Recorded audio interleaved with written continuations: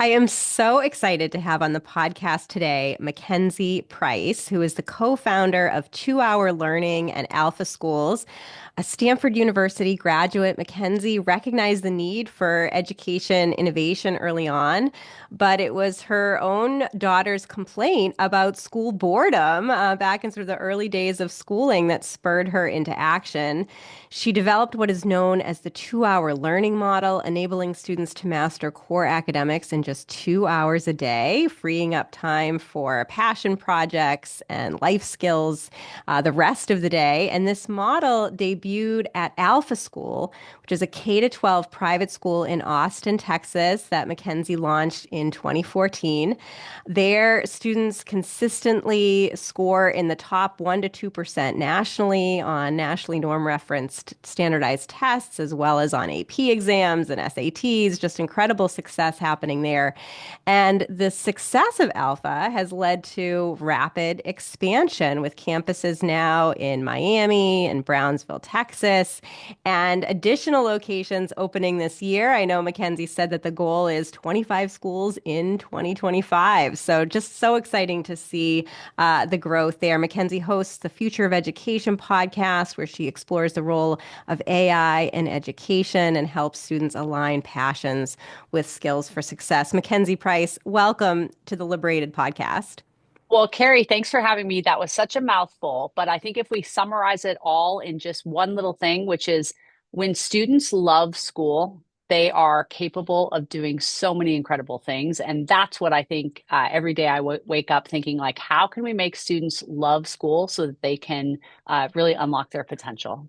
Yeah, and your students at Alpha School truly love school. In fact, you do surveys to see just how much they love it. And especially, you're finding that, what is it, over 90% love school, love going to school. And some of them are even saying they prefer to go to school than to go on vacation. That's how much You they know, love being there. they do. We are so student first at our schools that we survey them all the time to make sure, yes, do you love school? Yes or no? Would you rather go to school or go on vacation? And that second question really came up very organically because when I first started the school, my daughters were in third grade and first grade. And I remember thinking like, oh, now that we're, not beholden to attendance policies and we've got the ability to be more flexible, let's go visit my family in Colorado for the month of February. And I remember my girls basically saying to me, like, Mom, get us back to school. We want to be in school. We want to be doing all the things we're doing, not just, skiing and enjoying the winter in Colorado. And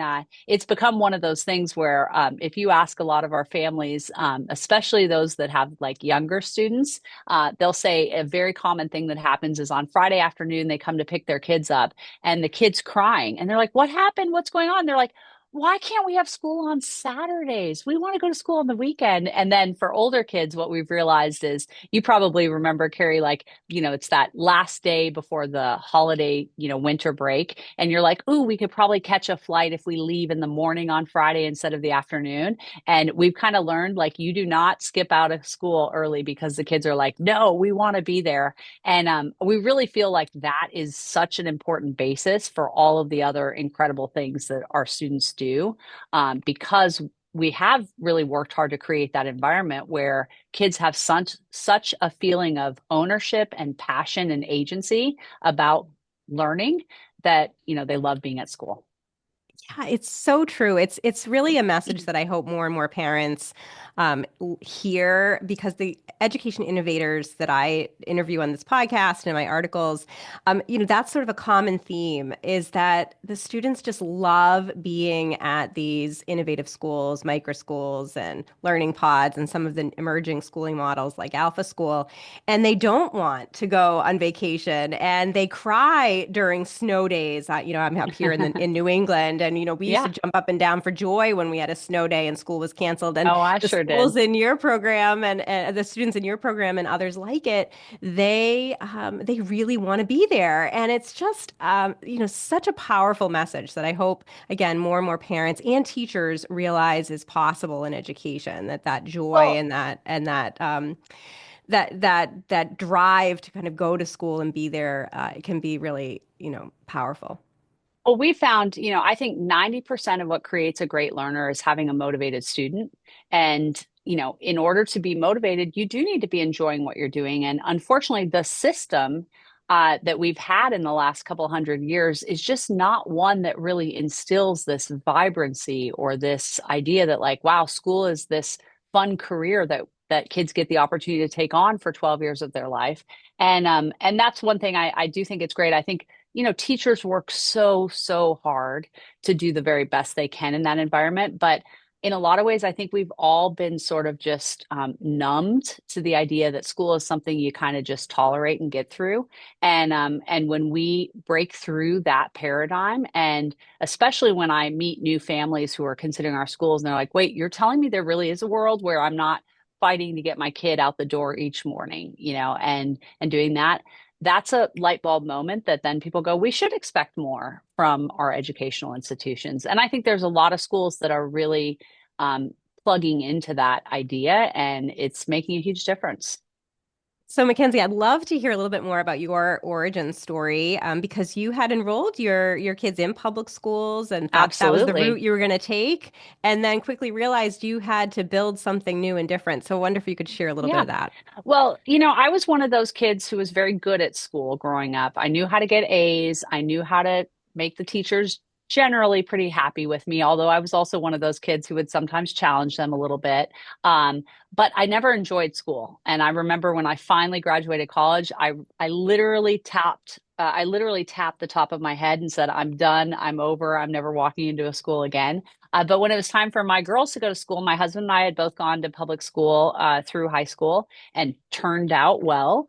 And so we said, we're going to go. We are very fortunate to live in a school district that's considered one of the very best in Texas. But very quickly, I just found that I and my daughter were kind of bumping our heads against this lack of ability to really personalize education for where she was. And that started out initially with things like, hey, she already knows how to read, so does she really need to be recognizing the alphabet, and the teachers, bless them, would say, well, we've got 20 plus students in our class and some of them don't know their letters. And I kind of need some time to get to where they are. But then even in the best of circumstance, it would be like, okay, let's put kids in little groups, of 3 or 4 per, and then they can kind of work a little more at their pace. But ultimately it's still a time-based system. And that all kind of culminated in second grade for my oldest daughter. My younger one was in kindergarten, and my daughter and I were having a conversation, and she said, oh, I don't want to go to school tomorrow. And I said, what do you mean you love school? And she looked at me and she said, school is just so boring. And I just had this moment of like, oh my goodness, they've taken a kid who's like tailor made to want to be like a good little student, and they've wiped that passion from her. And I spoke to the principal of our school, who had become a friend of mine at that point, phenomenal administrator. And she kind of looked at me and she's like, Mackenzie, I totally understand your frustrations, but this is like trying to steer the Titanic. It just can't be done. And for me, that was my cue that I needed to exit stage left and find something else. It also, for me, wasn't about a private school versus a public school. It was really about the model of education. This traditional teacher in front of a classroom, time-based model, just it doesn't work. In fact, there's been so much research that shows that it's the worst way for students to learn. And so way back in 2014, because I didn't see anything else that was really matching what I was hoping for my children, we said we'd start it out. And Kerry, from the homeschool world, it does not take all day sitting in class to be able to do well in your academics. So initially, I knew that we could do our academics in the morning. And then I knew that what I really wanted my kids to be prepared for was getting out in the real world and being successful, which means developing life skills. And most importantly, finding that intersection of their passions and their talents, instead of having to wait until you maybe graduate from college and get into a job and then go, gosh, I don't even know if I like this thing that I've been working towards for years. And so that all started, and it's been such an incredibly fun journey. My oldest daughter is now a freshman in college. She graduated from Alpha last year. And then we've got hundreds of students through a lot of different variations of our model that are enjoying it. And it's just been the greatest privilege to watch these kids really, again, just unlock their potential when they're given back time in their day to explore these interests that they have, and they're held to high standards while having really high support. That's where the magic happens. I love that. Yeah, and you started Alpha School, I believe, as a home-based micro school, not that many students, and of course now, over a decade later, lots of success and growth there. I wonder if you can talk a little bit, Mackenzie, about outcomes. You mentioned your daughter, who's Yeah, now at college. You focus a lot on sort of measuring success and in traditional ways. And I wonder if you could talk a little bit about that. You don't shy away, for example, from standardized testing that I think a lot of not at innovative all. models do. And I wonder if you could talk about why we can have personalization and innovation with standardized testing, that they Yeah. don't have to be separate from each other. I absolutely love this question because I think standardized testing in a traditional school model is one of the worst things ever, right? It's miserable, it's stressful. Teachers spend all year trying to teach to the test. Kids get stressed out about it. And then what happens is these students will have to spend, 2 or 3 days testing, and nothing changes for that student based on the result of that exam, right? The school or the district gets a report card that says your kids are doing this, but nothing changes. And a lot of alternative education models have said, okay, we're getting rid of all the testing requirements. We don't do that. We're going to focus on real world application and project based things and all that. And that's all great. However, I am a huge believer that in order to be a great critical thinker, it's critical that you have knowledge in your brain upon which to draw from. And a lot of that knowledge is basic academic knowledge that we need to have in math and science and reading and language. And the best way to get that is to be able to kind of, learn all of that information. And in our model, the standardized testing is an incredible tool because what we do is we take the information that comes from a test and we view it as simply feedback, like understanding what does a child know? What don't they know? And in those places where they have what we call knowledge gaps, we're able to take those knowledge gaps and we go and we plug them back into our AI system and we go fill those holes. So our students, I was just having a conversation with a bunch of our fifth and sixth graders today because we did our NWEA map testing 2 weeks ago.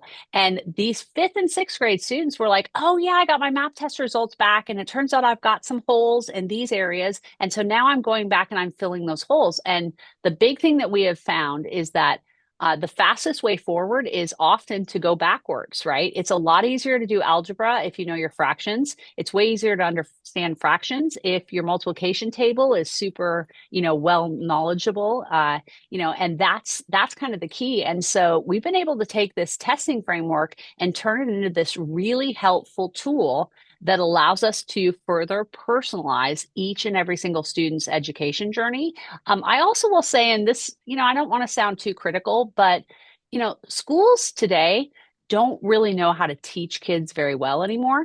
And I think a lot of times they say, well, then, you know what, let's just throw that out. And unfortunately, I do see some alternative education models that, while they do focus on project based things and all of that, their kids aren't really great at some of the base academic stuff. And I think that's not okay. I think we need to be able to provide academic rigor. And again, in our situation, we can do it in such a short period of time where the kids go through that 2 hours of, focus on this and are able to crush their SAT scores and do well on, their assessments or whatever, and still have the rest of the day to go do all those really cool team-based, project-based workshops where they are getting way more time to socialize and connect with each other and our guides than a traditional school environment offers. Yeah, and I know that you found, and you're really sort of bullish about this too, that you don't sort of accept mediocrity. You really feel like every child can be performing at a high level and kind of Absolutely. mastery level. I know your Brownsville location serves more of a lower income student body. A lot of students there may be coming in sort of below quote unquote grade level. And yet again, the mastery based model is really helping them to Well, improve and to excel. it is, and it's not just to be clear, it's not just low income students or students who've gone to schools. We get students who come from some of the ritziest private schools in the country, and they show up to our model and they have a glaring number of academic holes. Unfortunately, that's just the state of the world that we're in right now.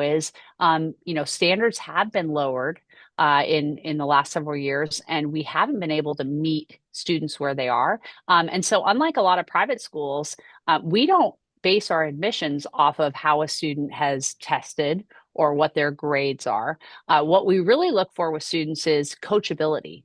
Do they have the ability to become growth minded students, and are they willing to take feedback? And so as a result, we get students who regularly come into our schools and they'll be behind and sometimes many grade levels behind. But when you give personalized education and you match a student's level with the correct pace that they need to learn, it's like the sky is the limit. And so we don't get intimidated, by a kid who comes into us in the 10th percentile, because we know we can get that kid up to grade level. And, maybe not every kid is going to go be an astrophysics major at MIT, but I believe every kid does have the ability to be 90th percentile or above in eighth grade science, right? And again, when we're able to get that basic knowledge into kids' brains, it equips them to do so many other things, right? And then when they are doing these afternoon workshops where, for example, our fifth and sixth grade students are running a food truck this year, and they're able to connect the financial literacy skills they're learning from managing this food truck business with the math that they're doing in the morning. And that, I think, is where the magic really happens. Is let's give kids the opportunity to take the academic knowledge and then connect it with something out in the real world. Yeah, and you're also serving neurodivergent students in your Mhm. program as well. So you have a wide variety of sort of learning abilities and learning styles. I wonder if you can talk a little bit about that. Yeah, I just spent this morning, as a matter of fact, I spent about 30 minutes talking with one of our students who has been with us since the beginning of the school year, and she's dyslexic. And she was telling me just about how much this has been an incredible place for her to grow and develop. She loves the fact that she's got some agency and control over how she learns and in what order she learns. And afterwards, I was talking to one of her guides, that's her teacher, and I was just saying how impressed I was with this young girl's awareness of, how she learns differently and then how she's been able to progress. And the guide said, if you'd have met her at the beginning of the school year, it was a different kid. It was a kid who came in feeling discouraged, frustrated, feeling like she was less than. She was on the first week of school was trying to argue why she shouldn't have to do spelling because she's dyslexic. And now in only 4 months, this student feels confidence. And the confidence is anchored in competence, right? She's understood, hey, I do have the ability, even though my brain works differently, I still have the ability to do well on these things. And that's a really cool thing. And then, we have a lot of neurodivergent students, especially if they come in, on the spectrum or with ADD or ADHD. And again, so many of those things, when you're able to meet a student where they're at and personalize their educational experience, that's helpful. And that's everything from, at the beginning of the day, there's some students who need to go out and get some extra physical exercise before they sit down to do their core skills work. Or I was speaking to a student that's autistic, and one of the challenges that we do in one of the afternoon workshops is an ice bath challenge. And he was able to talk to me about how he said, gosh, I have a lot of sensory processing issues. And the idea of putting my whole body in an ice bath is hard. But my guide and I have been working on growth mindset and what we can do. And today I got my legs in, and next week I'm going to try to put my whole body in. And, those are the skills that we want kids to be able to have. And, whether a kid comes in with a learning difference or, is um, needs extra development in socialization or communication techniques, or you get kids who are just insanely gifted and need to be going so much faster than a traditional classroom does. That's again the whole key is personalized learning, and that's what makes us special. Oh, I love it. So let's dig in a little more to this philosophy of 2 hour learning that you have incorporated into Alpha School and are helping to scale nationally in other schooling models as well. I know much of the day is focused on these workshops and these life skills experiences, but that 2 hour learning piece, what does that look like in terms of the curriculum, the tools, the AI assistance, and so on? Yeah. That's another reason that we wanted to be very transparent about our results is because this is a new model for education that a lot of parents are uncertain about, and they get scared when they hear, wait, you're using artificial intelligence to teach. What is that? And so part of what I've really tried to do is raise awareness about here's what this looks like. But in one of our schools, if you show up in the morning after their 15-minute, what we call limitless launch, think Tony Robbins for Kids, where they do something really fun, some sort of team based exercise together that helps them kind of get clear on, like, okay, these are some goals that I'm going to work on for the day. And when they're going through their day, they can draw on something that they did in that limitless launch to be able to say, okay, I can work on this. But then our students sit down and they basically are doing about 2 hours. For our younger students, it's more like 90 minutes of concentrated time in their subjects. So kindergarten through second grade, that's math and reading. And then as kids go up, that becomes, we incorporate science and language and social studies and history, geography, those things. And then at high school, our students are doing their advanced placement coursework, which, ranges across the board. But basically, our students use what we call the Pomodoro technique. That's a very classic type of thing. Let's do 25 minutes of focused activity, take a break, switch subjects. And what we really found, we didn't originally call it 2 hour learning. We knew we could do it pretty quickly, and we saw the results of what our students were going through in that shorter period of time. We actually originally would call it 2x learning, which is like, wow, our kids are learning twice as fast. And we're able to measure that growth. And then we realized that the real value is that, if you sit down with a student and say, hey, do you want to learn twice as fast? The kid's like, I don't know. I don't care how fast I learn, right? Really. But if we say, hey, do you want to just spend 2 hours doing your academic classwork instead of, 5 or 6 hours? And then they're like, yes, we will definitely do the shorter period. So that's where we kind of came up with this idea of 2 hour learning. So, one of our commitments that we make at our schools is that our kids will learn twice as fast in only 2 hours a day. And there's a lot that goes into that as well, which is, for example, not having to do homework. Think about what a brutal experience homework is for so many families every evening. And, elementary school kids, middle school kids shouldn't have to do that. Yeah, and you're leveraging a lot of sort of common curriculum tools, Khan Academy and Alex and some other Yeah, programs, well, as yeah. well as So your AI tutor. I wonder if you could talk more about that. Yeah. Exactly. Yeah. So talking about like the actual what is involved in the 2 hour learning, what we've done is we've curated which apps are best for which grade levels and which subjects. Not all apps are perfect across all grade levels, and we've been able to kind of curate which third-party apps are really good. We've also built some of our own apps where we've seen holes in the market.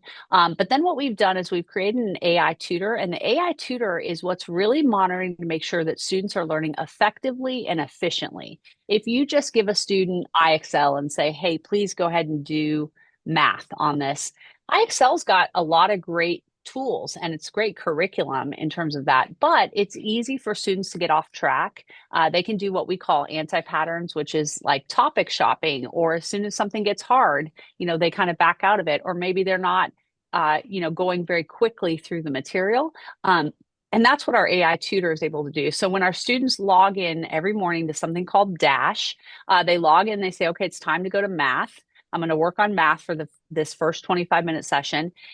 What Dash will do, it'll take them to exactly the app that's at the right level that they need, and then they're able to move through the pace. And then our AI tutor is able to watch to make sure, like, okay, if a student is answering questions really quickly with a high level of accuracy, the AI tutor takes that information and says, okay, this kid can go faster through the material and we can move them up. Now, alternatively, let's say the kid is answering questions very quickly, but with low levels of accuracy, the AI tutor pops up and says, hey, Kerry, you want to take your time and slow down a little bit, read the explanation or watch this video and do that. Or alternatively, maybe the student is struggling with answering the questions correctly because they're missing some knowledge. And we need to go back and revisit a lesson from earlier that morning or a lesson from a week ago, a month ago, a year ago, 2 years ago.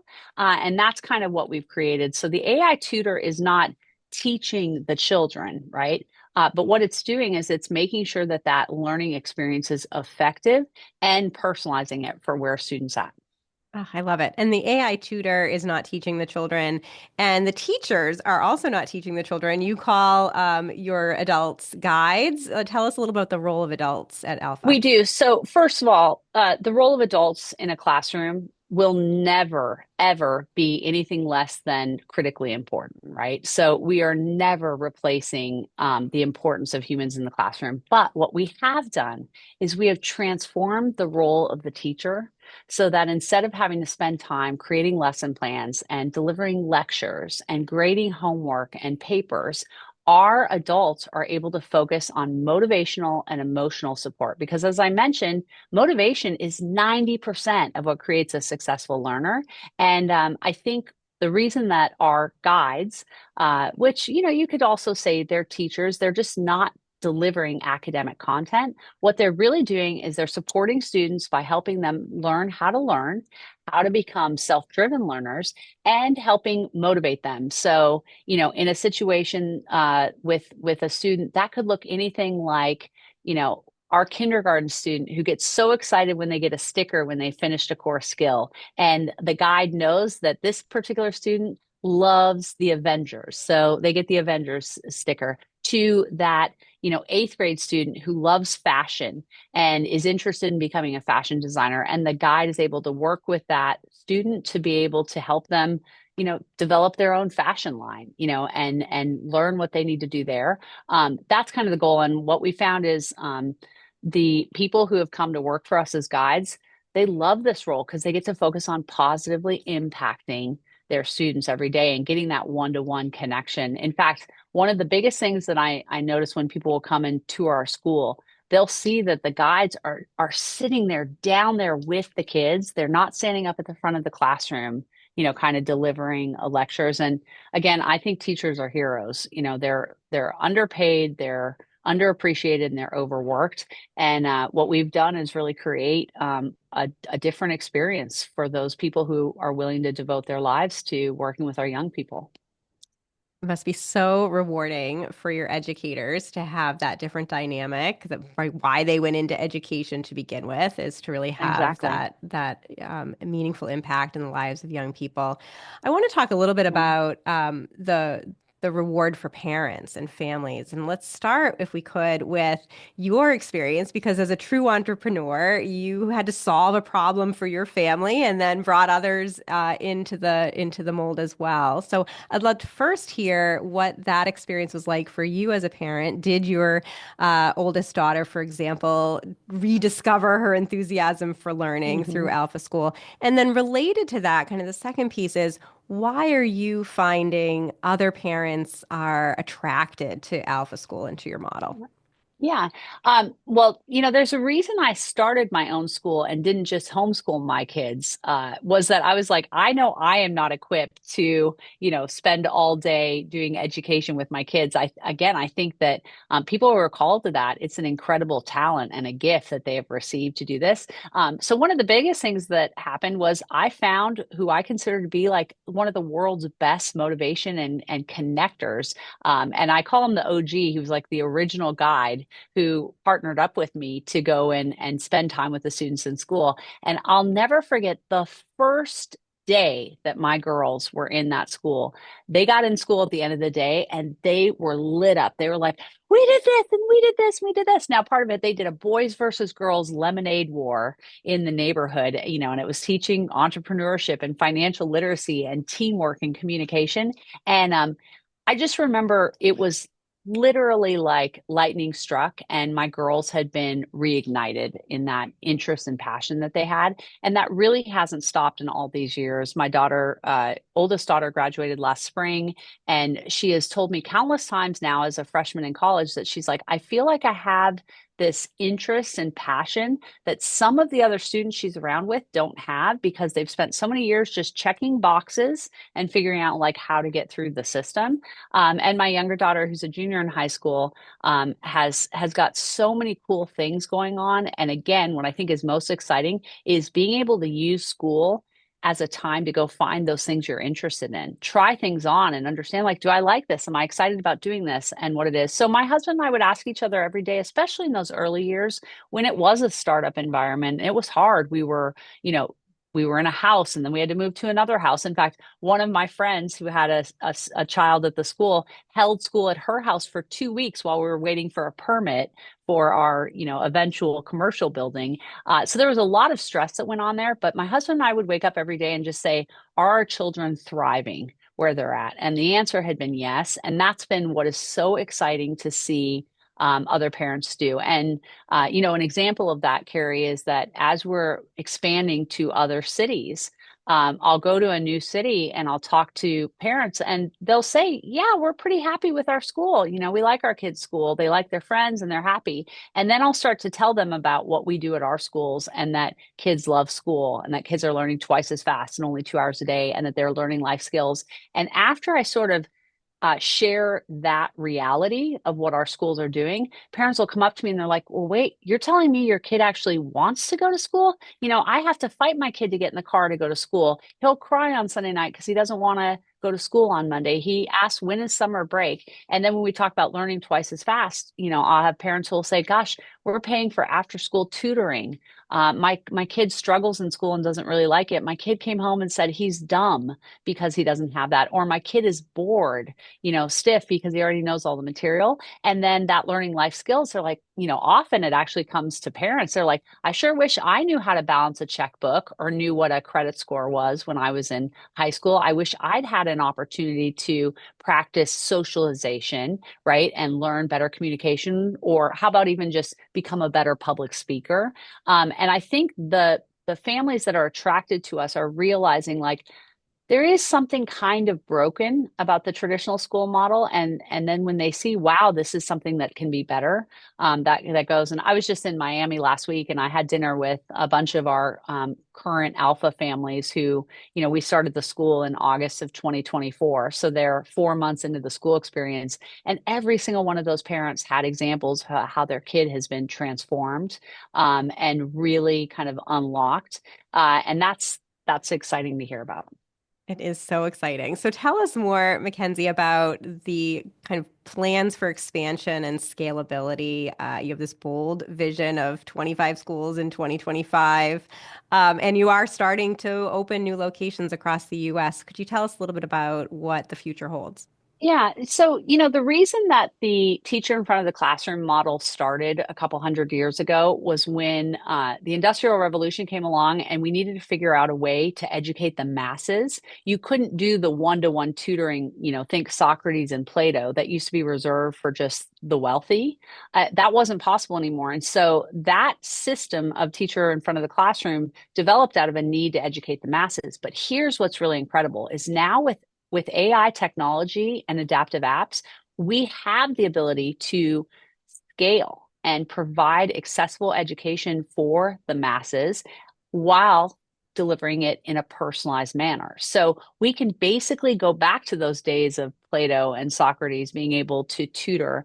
We're just using technology to do that. And so for me, obviously I started with a vision of just helping my own girls, and then that grew to a few hundred or whatever. But I think we can help millions of kids around the world with this. I believe it is a totally scalable model that again can deliver kids educational information no matter where they're at. And, if you look in our country, the educational inequality is much higher than the wealth inequality in our country. And why should we be leaving so many kids behind and slash writing them off at an early stage where it's like, oh, they can't read, they can't do basic math, any of those things, we can hit people. And, when we think about life skills development, I have a variety of different schools. Alpha is kind of our super high end Rolls Royce version experience where our kids get to do things like travel to Poland to train Ukrainian refugee students on our 2 hour learning. But we also have other private schools that are at lower tuition price points. And we've been really excited to recently get approved in the charter world, which of course means free. It means no tuition.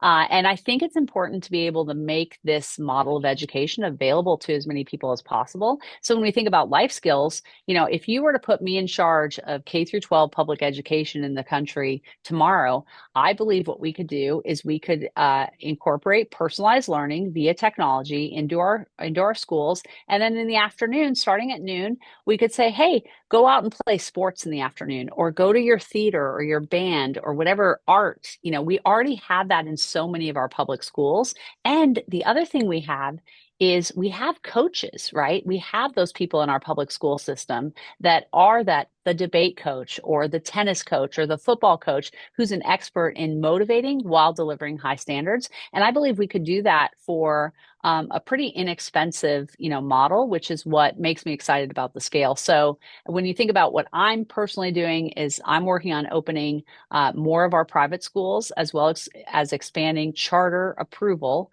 in states across the United States. And then I would love to be a beacon of light and inspiration for public models who would say, hey, this is the way we can do that. So hopefully we can. So Kerry, if you can wave a magic wand and put me in charge of K through 12 education, I'd love to take it on.